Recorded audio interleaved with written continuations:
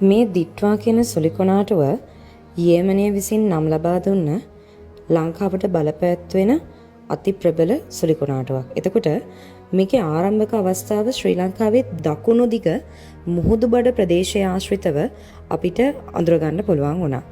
එතකොට දකුණු දිග වෙල්ලපඩ ප්‍රදේශය ආශ්‍රිතව අපි අඳුරගත්ත මේ අඩුපීඩන කලාපය විශේෂයෙන්ම ඊයේ දිනේ වෙනකොට ශ්‍රී ලංකාවේ ගිනිකොන දිග ප්‍රදේශය දක්වා වර්ධනය වුණා.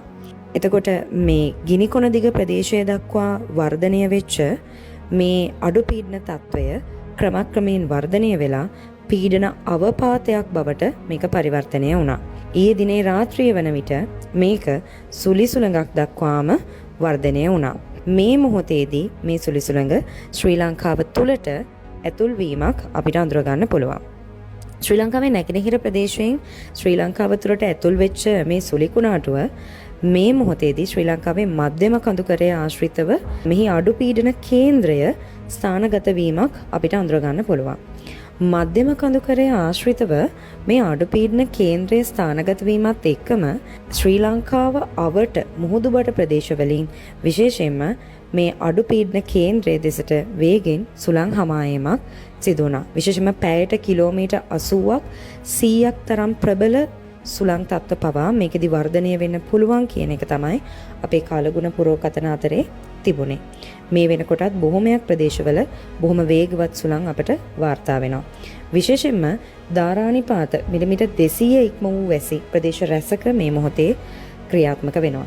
විශේෂයෙන්ම මේකේ තියෙන ප්‍රබලම දේ තමයි මේ සුලිකුණාටුවේ කේන්ද්‍රය ශ්‍රී ලංකාවේ මධ්‍යම කඳුකරයේ දිශට ව්‍යාප්ත වීමත් එක්ක ඇත්තටම මේක ක්‍රමක්‍රමයෙන් වියකී යාමේ තත්වයක් අපට අඳුර ගැනීමේ හැකියාවක් තියෙනවා.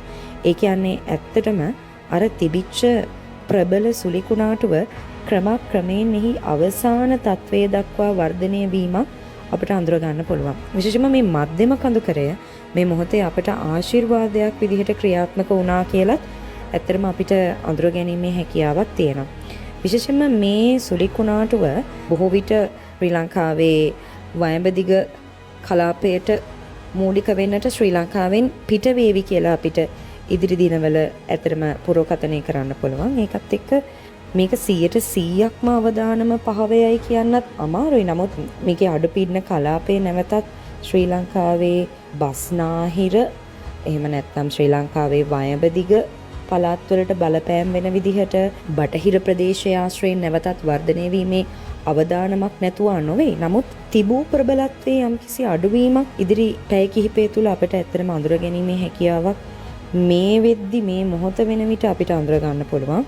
නමුත් මේ වෙනකොටත් අපිට ලැබිච්ච ධාරානිපාත වර්ෂාපතනයත් එක්ක විශේෂයෙන්ම මහවැලි ගඟ ඒ අවට පහත් බිම් ප්‍රදේශ විශේෂයෙන්ම ජලයෙන් යටවීමේ අවදානම් තත්වය අති ප්‍රබල විදියට තියෙන විශේෂම ජලාශ රාශියක වාන්දරට මේ වෙනකොට ස්වයංක්‍රීය විවෘත වීමත් එක්ක ගංවතුර තත්ත්ව අවදානම නම් තාමත් අපිට තියෙනවා. ඒ වගේම ශ්‍රී ලංකාවේ මධ්‍යම කඳුකරේ නායෑම් අවදානමත් තාමත් පහ වෙලා නැහැ. ඉතින් කලින් කිව්වා වගේ මේ රාත්‍රිය තාමත් අතිශයින්ම අපිට තීරණාත්මකයි.